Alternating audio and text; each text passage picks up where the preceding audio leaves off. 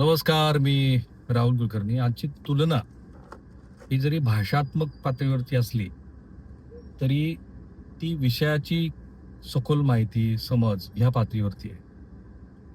मी उत्तर प्रदेशमधल्या लोकसभेच्या निवडणुका कव्हर करत होतो आणि त्या दिवशी मी असं ठरवलं होतं की प्रियांका गांधी यांच्याबरोबर आपण प्रवास करायचा अमेठी, रायबरेली ह्या मतदारसंघात. आणि त्यांचा रोड शो, तिथे एक महिला बचत गट त्यांनी मोठ्या प्रमाणामध्ये उभा केला होता. म्हणजे ते सोनिया गांधीच्याच काळापासून होता, पण नंतर प्रियांकानी सोनिया गांधींच्या वतीनं त्या निवडणुकीचा पूर्ण चार्ज हातात घेतला होता. आणि त्या 3-4 दिवसाच्या प्रवासात मग तिकडे राहुल गांधींची पण निवडणूक सुरू होती, त्याचा पण चार्ज होता. स्मृती इराणी त्यावेळेला राहुल गांधींच्या विरोधात निवडणूक लढत होत्या. आणि मग मी प्रियांका गांधींना कव्हर करत असताना रोड शो, लोकांना भेटीगाठी वगैरे, एक सभा कव्हर करून मी पुढे निघून गेलो. त्या मधल्या 2 सभेच्या अंतरादरम्यान कुणीतरी राष्ट्रीय पातळीवरचा एक नेता काँग्रेस पक्षाच्या बद्दल काहीतरी बोलला. आणि मी ज्या माध्यमात त्यावेळेला काम करत होतो त्यांना असं वाटलं की यावरती प्रियांका गांधींचं काय मत आहे का ते विचारून घेतलं पाहिजे. मी पुन्हा त्यांचा रूट चेक केला. त्या जिथे होत्या उत्तर प्रदेशमध्ये तिथे मी परत गेलो आणि ज्या पद्धतीने मी प्रश्न विचारला होता आणि मागे बॅक साईडला आहेत आणि मी एक त्यांचा पीटीसी वगैरे करतोय किंवा त्यांच्याबद्दलची माहिती सांगतो, त्या मध्येच आल्या आणि मी मध्येच तो बूम टाकून त्यांना प्रश्न विचारला होता. मला असं आठवतं की तोपर्यंत तो जो काही मुद्दा होता तो त्यांच्यापर्यंत पोहोचलेलाच नव्हता, प्रियांका गांधीपर्यंत. पण ज्या स्पॉन्टिनियसली त्यांनी त्याच्यावरती रिॲक्ट केलं, अगदी क्षणाचाही विलंब न लावता, तर मला असं लक्षात आलं की हर पॉलिटिकल अंडरस्टँडिंग ऑफ इश्यूज, त्यांची जी राजकारणाची समज आहे ती चांगली आहे तुलनेनं. म्हणजे अजूनही प्रियांका गांधीचं जो एक्सपोजर आहे, सुरुवातीला प्रियांका गांधीचा पहिला जो इंटरव्ह्यू आला तो मला आठवतो बरखा दत्तनी घेतला होता, ज्यावेळेला युपीचं सरकार होतं. आता मी हे का बोलतो आहे, तर ह्या अर्थसंकल्पीय अधिवेशनाच्या दरम्यान जेवढ्या राहुल गांधींच्या भाषणाची चर्चा झाली आहे, खरं तर ती चर्चा प्रियांका गांधींच्या बद्दल पण व्हायला हवी, इतकं ते उत्तम भाषण आहे.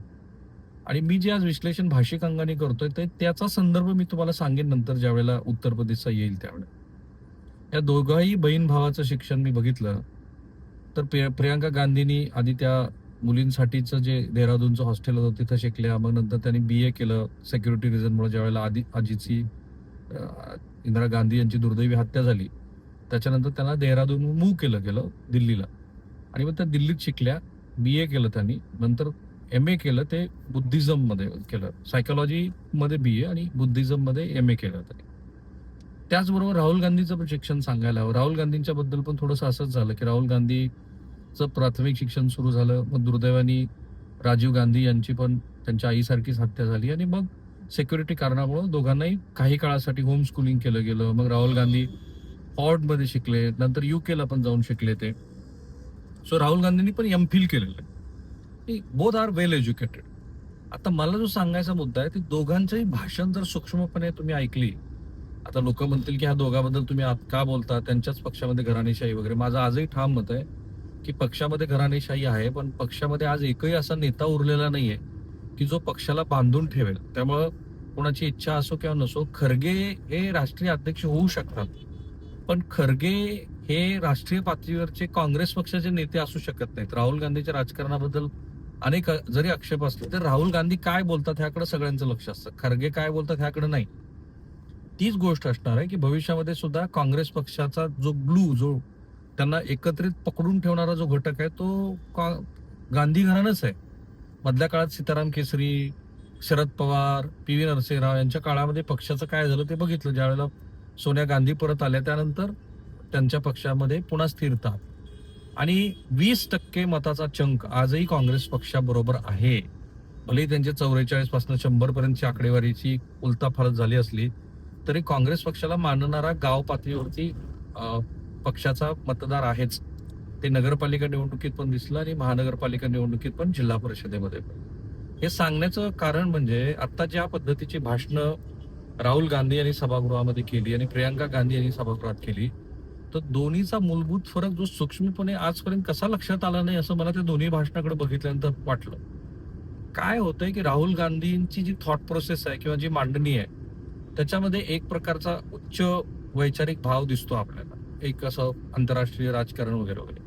पण त्याच्यामध्ये राहुल गांधीच्या भाषणामध्ये पर्यायी देण्याची व्यवस्था जी असते ती नाहीये. ठीक आहे, अमुक अमुक मोदींनी चुकीचं केलं आहे, पण मी काय बरोबर करणार आहे हे तुम्ही कुठे सांगताय? त्याचं कारण ना त्यांच्या भाषिक आकलनामध्ये आहे असं मला वाटतं. कसं ते मी तुम्हाला सांगतो. 2014च्या लोकसभा निवडणुकीमध्ये त्या निवडणुका खूप एक्सटेन्सिव्हली मी कव्हर केल्या. श्री नरेंद्र मोदी हे मनमोहन सिंह यांच्या समोरचे पर्याय म्हणून उभा टाकले. त्यावेळेला खूप नकारात्मक चर्चा होती. काळा पैसा, भ्रष्टाचार, बारा भानगडी ज्या कधीच सिद्ध नाही झाल्या, निव्वळ बदनामी होती ती, असं लक्षात येतं आता. पण ठीक आहे. पण नरेंद्र मोदींनी स्वतः एक विकासाचं प्रारूप दिलं होतं, पर्यायी प्रारूप, आणि ते गुजरात मॉडेलला जे अँप्लिफाय केलं गेलं होतं, ज्याच्यावर राज ठाकरेपासून अनेक लोक प्रेमात पडले होते त्याच्या. ते जे अँप्लिफिकेशन होतं ना, तो पर्याय होता. अच्छे दिन आएंगे हा पर्याय होता. विकासाचं गुजरात प्रारूप पर्याय होता. भ्रष्टाचाराचे पैसे मी तुम्हाला देणार आहेत तो पर्याय होता, जे नंतर कधीच कोणी बोललं नाही भाजपकडून. राहुल गांधीच्या आकलनामध्ये जो गोंधळ मला दिसतोय, जो प्रियांकाच्या नाही, त्याचं मुख्य अपब्रिंगिंग मध्ये आहे, भाषेचं आकलनामध्ये आहे. तुम्ही आता अर्थसंकल्पीय भाषणाच्या निमित्ताने राहुल गांधी यांनी मोदी सरकारची जी काही चिरफाड केली, ते भाषण जर ऐकलं तर ते उत्तम भाषण आहे, पण ते इंग्रजीत आहे. आणि मला नेहमी असं जाणवतं की राहुल गांधींना जेव्हा जेव्हा हिंदीमध्ये व्यक्त करण्याची वेळ येते, त्या वेळेला एक भाषिक अंगाने खूप मर्यादा येतात. He cannot express the way he express himself in English. On the contrary, Priyanka गांधीचं तुम्ही इंग्रजीतलं भाषण आठवून बघा बरं, नाही आठवणार तुम्हाला. ते उत्तम हिंदीतलं भाषण आहे.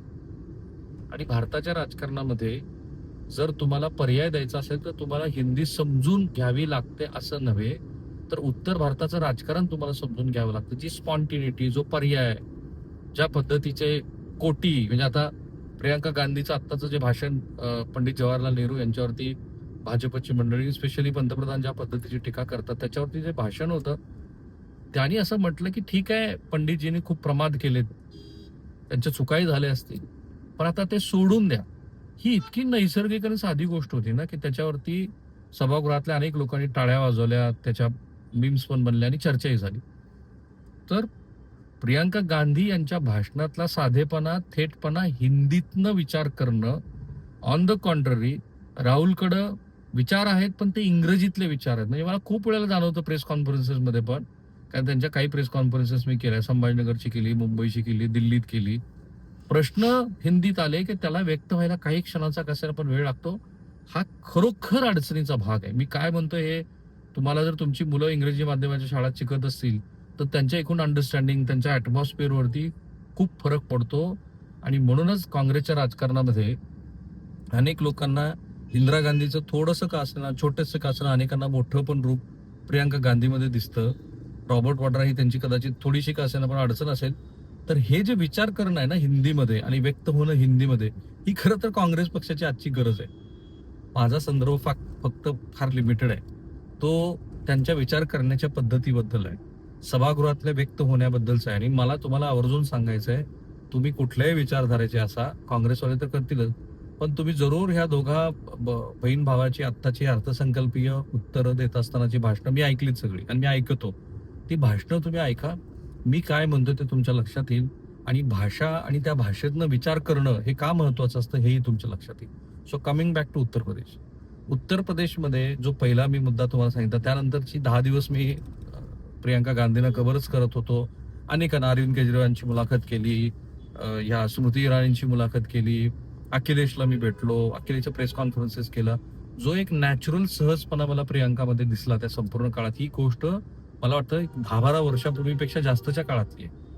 तर तेव्हाचा जो सहजपणा दिसला मला, तो आत्ता मला पुन्हा आवर्जून सांगावा असा वाटला, कारण एवढ्या वर्षानंतर सुद्धा हे जे व्यक्त होणं ना, ते फार महत्वाचं बनून गेलंय काँग्रेस पक्षासाठी, की ज्या पक्षाकडे आजही 20% मताचा टक्का आहे.